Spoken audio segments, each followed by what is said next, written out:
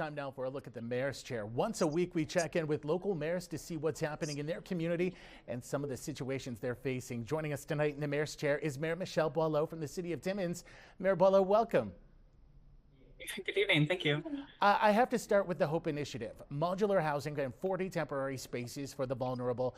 Council has decided to give Pine Street South the go-ahead. I'm sure it's not the solution the city was originally hoping for with the Heart Hub, but I'm curious your thoughts about the project and what it tries to achieve.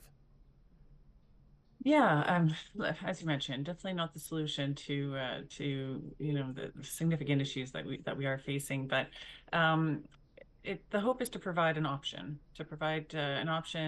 some stability for people who are experiencing homelessness, to provide, appropriate shelter for someone to, like I said, find that stability that's needed to then move on to the next steps that they'll have to take to secure more permanent housing. So really that's what it is. What we were hearing from our enforcement officers was that when they were having interactions with people who were sleeping rough or sleeping in encampments, that was the hardest part, was to not have an option to be able to provide to individuals when they're asking them to move out of the area that they're in. So hoping to provide a more suitable option for people than encampments. Location has historically been a problem inside the city of Timmins. I'm thinking when it comes to the vulnerable. Does Pine Street South solve that? And I know there was some concern about it being located near a landfill. Yeah, I think it's obvious that there's no ideal location for this, or there was no ideal location that was being presented when we had done the engagement survey, looking for feedback from the public. Every site that was proposed has pros and cons, of course. We were limited in what land we could present as options because it had to be city-owned land. We're working within really constrained timelines, so that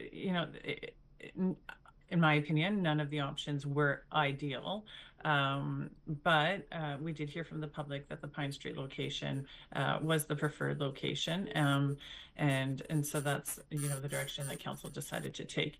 Of course, there are concerns, lack of infrastructure, distance to a lot of the essential services, but these are the kind of questions that the service providers, that the teams are now working on and trying to work through to put together a model or concept that hopefully could be feasible.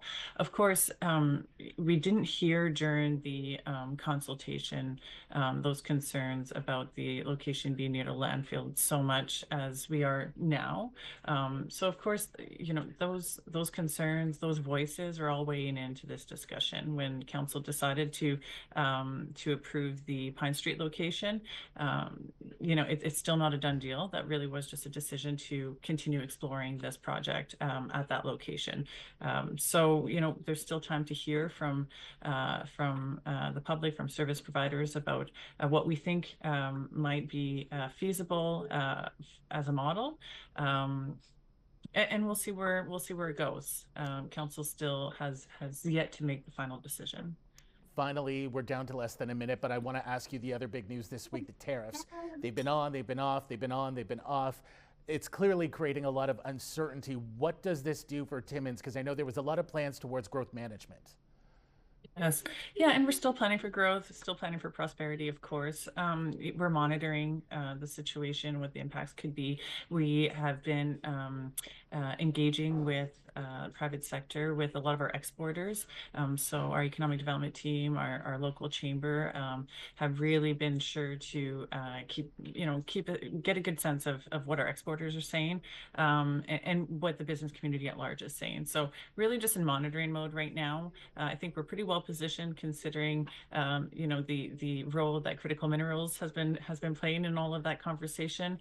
But we don't want to be too reactive either. So just keeping an eye on how things are unfolding, making sure that we're really listening to our local businesses, to the business community, and of course, advocating for a unified approach, and advocating for perhaps some more flexibility in how municipalities could do procurement to try to depend less on American suppliers and be able to do more purchasing domestically.